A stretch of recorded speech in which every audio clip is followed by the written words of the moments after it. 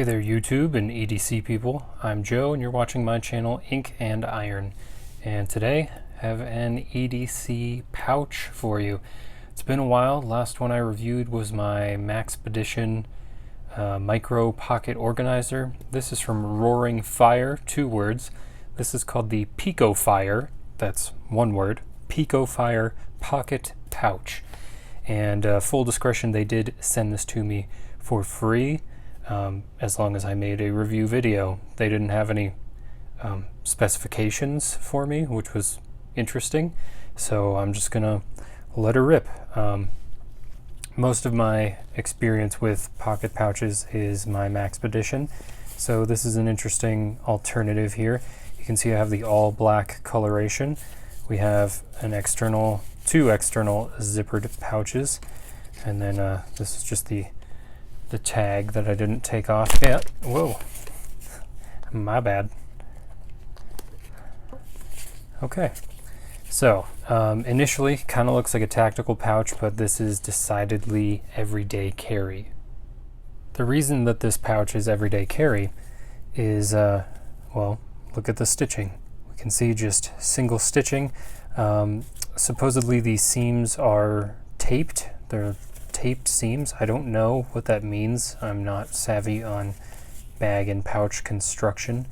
All I know is that this runs about $20 and seems to be a little bit lighter use than Maxpedition's stuff. That being said, Roaring Fire does make other tactical bags and such, so feel free to go to their website and look at their full catalog. But here's what we got going with the Picofire pouch. So we got a front pocket here. It does extend to all 4 corners of this front side. Same with the back side. Yep, all the way. They seem to be pretty much identical in terms of zipper size. The front does feature a loop field, which let's give this a shot here. I haven't used this Civivi patch yet. Sorry, my hands are so red. I've been washing them a lot at work. You know, the COVID going around. Okay, so that works well. So you can customize it with your little loop field there. On the inside we have 6 elastic slots. We've got 4 smaller ones here, and mine seems to be offset a little bit. I don't know if all of them are. Pictures on the website seem to show it slightly offset. I'm not sure if it's intentional or, you know, just happened that way. We do have 2 bigger elastic loops behind those, and then this pocket goes all the way down to here, so you could carry like a notebook or something like that. Have a little swivel, so it rotates completely around. Little swivel retaining carabiner, I guess, clip for keys or something like that. Not sure about the durability of this piece specifically, but I was looking at, what is it? My VanQuest. My VanQuest Trident pack, and it has the same swivel key keeper. So, you know, if the really high-end brands are using it, then it must be pretty good. On this side we have a full-length pocket, so this goes all the way down in there, all the way to here. And then followed by 3 shallower pockets, which are essentially like credit card sized, and then a little expanding mesh pouch, and you can see things through it. Here's a Gerber dime, just so you can see. It's not perfect visibility, but you can tell if it's in there. And it does have a little bit of room. Okay, and you've seen this on the back side. There is a little hanging tab here. If you wanted to hang this up somewhere, you could put a carabiner on the back side and, you know, hang it up. And there is a keeper here for the zipper. This is a somewhat of a security feature, so you tuck your zip in there, and then if somebody tries to, you know, pull it open, or you don't want it opening in a larger bag or something like that, you can tuck it into that little keeper there, and it'll keep that zipper closed much better than just having it loose. So there you are. The material here is all black. This does also come in black and tan, Basically what would change is these center panels. Yeah, this center panel, I think the backside, don't quote me on that, go check the website. The material on the outside is 500 denier nylon. It is water resistant according to the advertising. I haven't tested it and probably won't. I don't know. If I decide to, I'll cut it into the video right here. Anyway, YKK zippers, as you can see the branding right there, YKK. So good quality zippers. Pretty decent little pull tabs here. Not paracord, something thinner, but feels sturdy. Pretty reliable zipper so far with my basically null use. One thing about this pouch, let me give you some dimensions real quick. Got my little Stanley tape here. About 4.5 inches wide, maybe 110 millimeters. About 6.25 inches, 6.25 long. Call it 160 millimeters by almost an inch thick, about 25 millimeters. And that is the thing I wanted to point out about this case. It is padded, so the exterior feels squishy and the interior has like a hard, you see that? See that corner right there sticking out? It's like a thin plastic sheet that has been sewn into the lining, followed by probably a thin foam pad on the outside. So it gives it quite a bit of girth even without anything in it. So this is going to somewhat limit what you can put in here. And that's another reason I don't think this is like a tactical prepper style pouch. I think this is more everyday carry, almost like a wallet on this side really.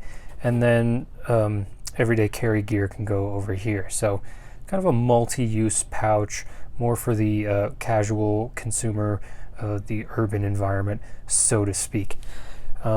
Yeah, so what I want to do, instead of just explaining this to death, we're just going to have a bunch of shots of this pouch full of various stuff, because I just have so many questions. Like, can we fit a full-size pocket knife in here? What about a Zippo? A full-size Sharpie? Do you need a mini multi-tool, or can we use something like full-sized? Can we fit, pens? Can we fit notebooks? I mean, it looks pretty close, but I'm not sure. How about lighters? Do we need to get the mini size in order for it to fit? And just various other EDC, like a Henka paracord. Where does that go? So what we're gonna do is just roll in some shots of hypothetical EDCs and loadouts for this thing, and I hope you enjoy. Okay, first attempt here. Tried to just stuff the pouch as much as possible. You can't fit that many things in here without it just getting bulbous. It's about 1.5 inches at its widest, maybe 35 millimeters. So, full-size multi-tool, that's the Leatherman Kick. Full-sized lighter, Bic, of course. Full-sized Sharpie. Got some alcohol prep pads, probably if I had them handy, put some band-aids in here. Got a little spare phone charger, and little Blistex, and I think this is a P52 can opener. So that's number one. I'm definitely learning as I go with this one. So here's some things that don't quite fit. This is a full-size EDC light. This is the Phoenix PD35 tack. This is too chunky to fit in this case. I tried. Other things that are too big include fairly normal-sized pens. This is a Pilot G2 and a Thai Click EDC pen that I anodized. You can see the anodization on my channel in another video. And here is a Field Notes sized notebook from the Spyderco sale. It does not fit in this back pocket. It is so dang close, but yeah, it just won't zip up around it. Funny enough though, regular size Sharpies, they will fit, just barely, but they do. And if you're gonna have paracord, you need it in a less chunky form than this, just so you know. If you go to Blade Show or other conventions like that, here's a potential loadout for you. Little morale patch. Got your knife money tucked away back there. And a little bit of a knife maintenance kit. Got Spyderco Dragonfly 2 in here. Kershaw knife maintenance tool. It comes with a bunch of Torx drivers. I've taken them out because they're too rattly. This is a stick Loctite medium hold, and the paste form. This is the easiest to handle on the go and just in general. I've got a couple of Q-tips because they fit in this little zip pouch. Got a mini lighter for when you step out for a smoke break. Got my AAA card, and then National Jewish Health. This is just the size of a business card, so if you're wheeling and dealing and making friends, you can stick business cards in here too. Here's the beginning of a survival kit idea. This is absolutely packed. Check this out. So I put a little S-beaner on there. And here we go. Got our measuring tape in case you're gonna fashion some wild shelter. A Leatherman Squirt P4. Got full-sized lighter again. This is a shoot, I don't remember. I'll put it down below. But this is a 3-blade knife, and Hank paracord. Rearranged it so it would fit better. I've got can opener again, and some Blistex. This is my preferred lip balm, but this will combust well, so it makes for the beginnings of a impromptu fire kit. And then a multi-use charging cable here, 3 different heads on it. So yeah, you can do a lot of stuff with this pouch. Medications would work well in here. If you're diabetic, you might be able to put needles in here or whatever. Yeah, a pretty well multi-use pouch. I like it. It's pretty cool. I will probably try and use it a bit, and maybe we'll do a long-term review. I think it's just sort of an everyday carry thing because of the padding, so do with it what you will. Zippo, regular old Zippo, it does fit in there. I haven't really found the best place for it, so you'll have to figure it out for yourself. But for $20, not too shabby. I think I got my Maxpedition for a little bit cheaper than that on sale, but not too bad. And their other bags, their full-size bags, are actually quite affordable compared to Maxpedition, VanQuest, and stuff like that, and seem to be almost the same quality. You will get triple reinforced stitching, you'll get single stitching, but you still get all your MOLLE webbing and elastics and keepers and stuff like that. So Roaring Fire, you are definitely on my radar. They make a lot of fanny packs or bum bags. I'm not super into that, but if you are, go check them out. All right. Anyway, if you made it this far, thanks again for watching, and I'll catch you on my next one. Bye.